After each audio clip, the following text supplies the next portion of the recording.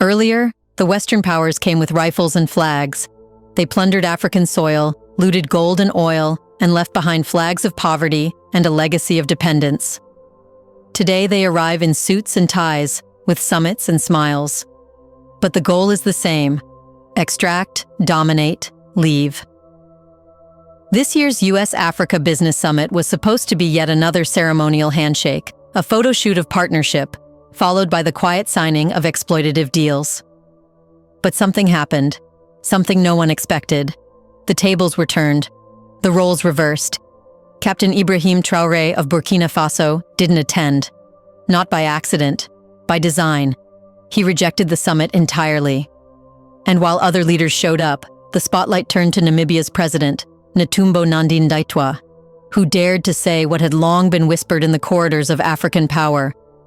Africans are the rightful owners of these resources, and we are not benefiting. This must end. So what exactly happened? Why did Traore walk away? And what truth did the Namibian leader unleash on a stage built to maintain the illusion of partnership? In this video, let's find out.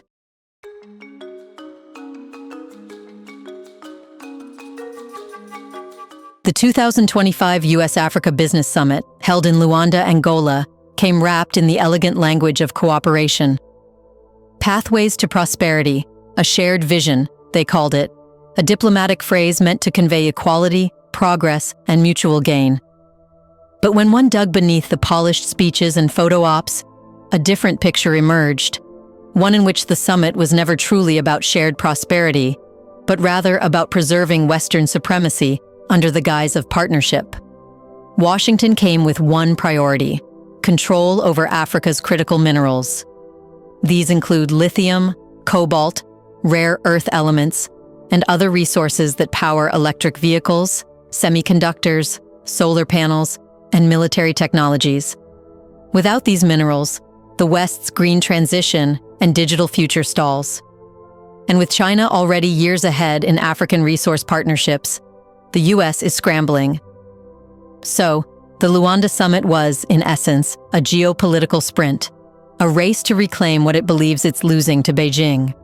And central to this scramble is the Lobito Corridor, a newly branded US-supported logistical artery stretching through Angola, Zambia, and the Democratic Republic of Congo.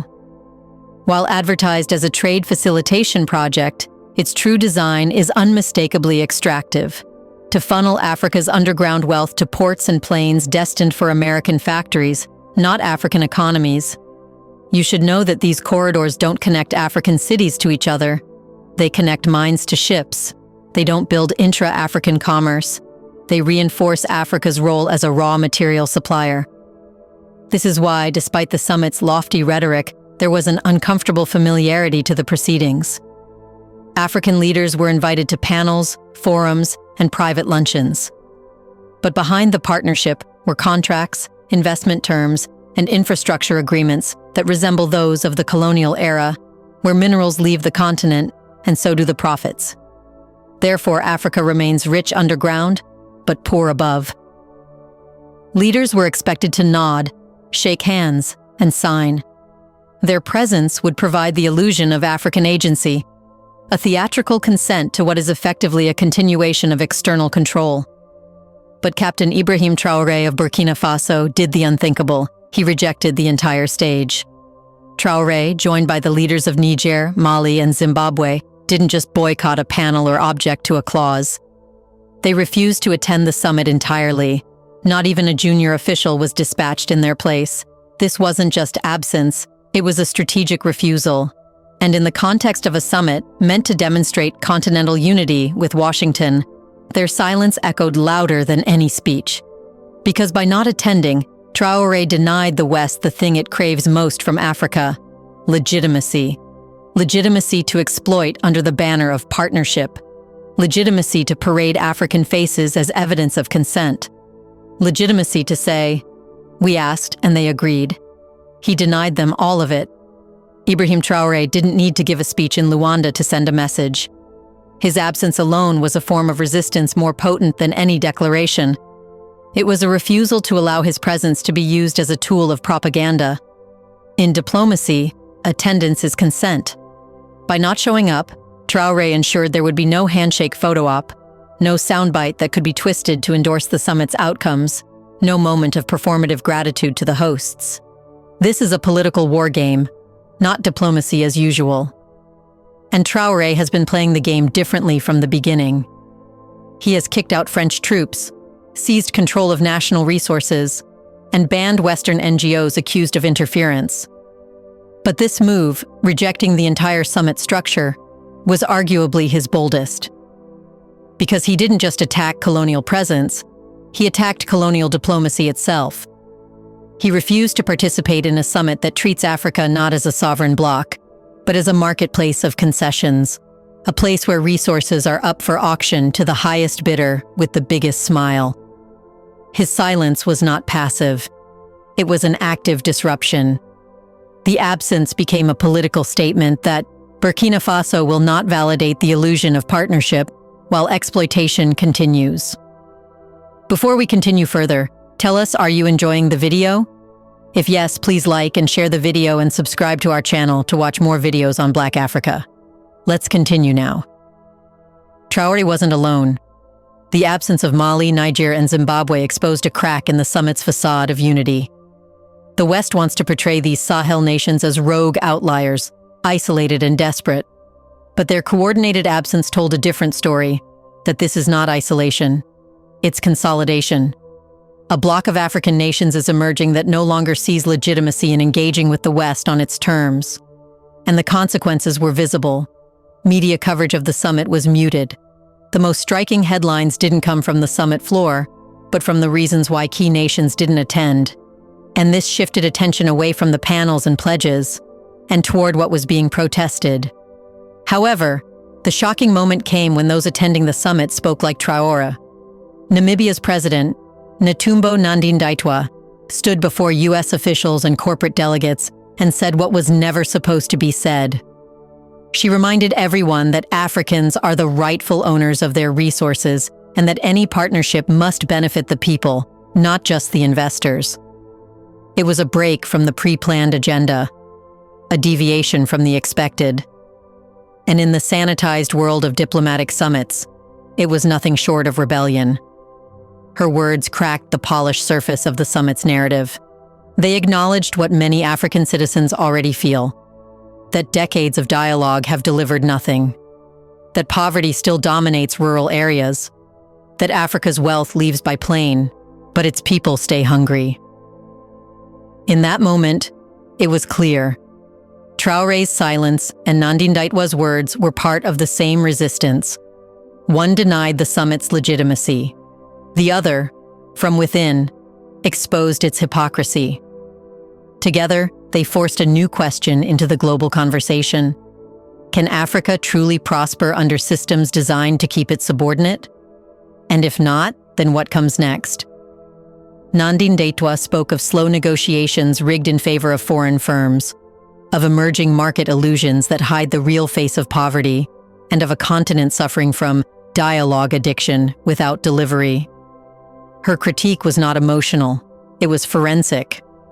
She dismantled the myth that summits like these bring prosperity and replaced it with a warning. Africa is rich in potential, but poor in power, and that gap is maintained by design. What made her remarks even more powerful was where they were said.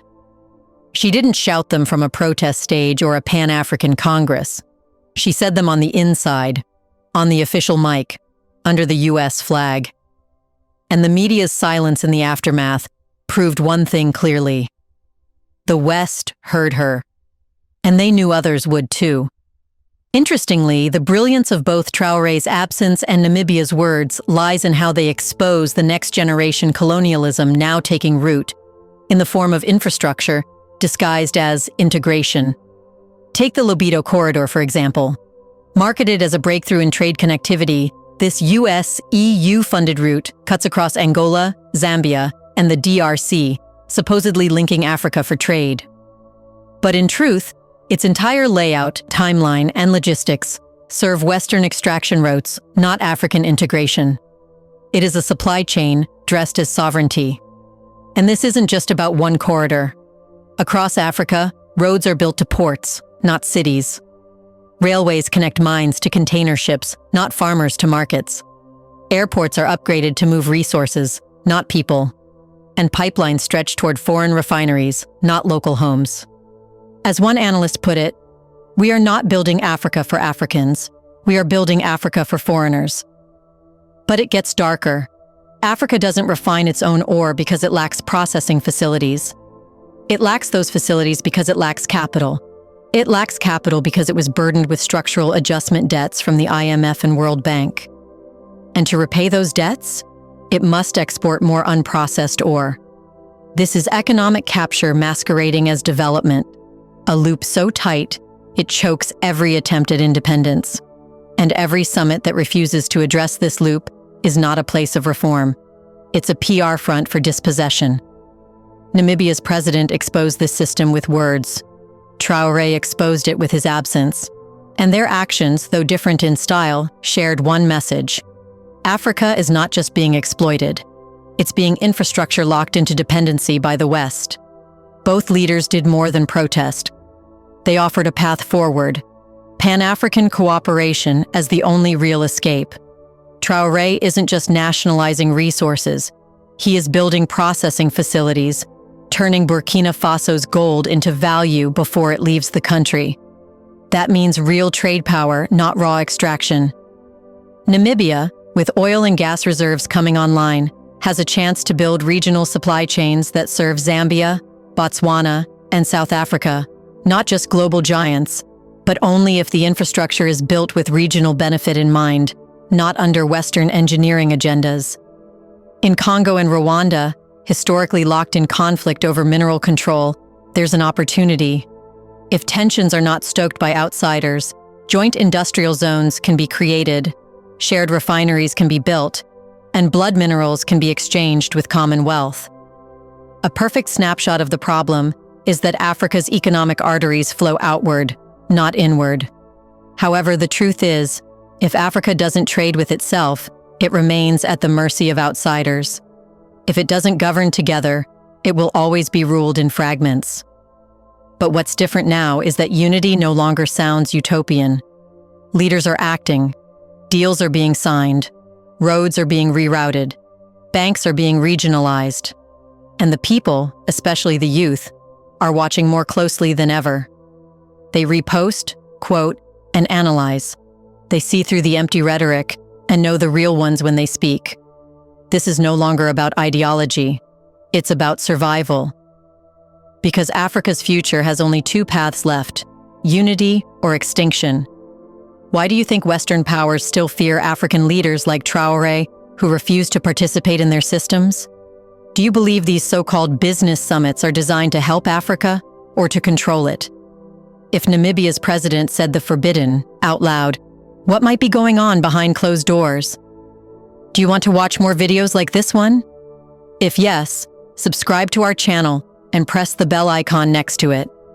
We bring videos on Black Africa, its history, rich arts and culture, and things the world should know about. Thanks for watching, and until the next video, stay tuned.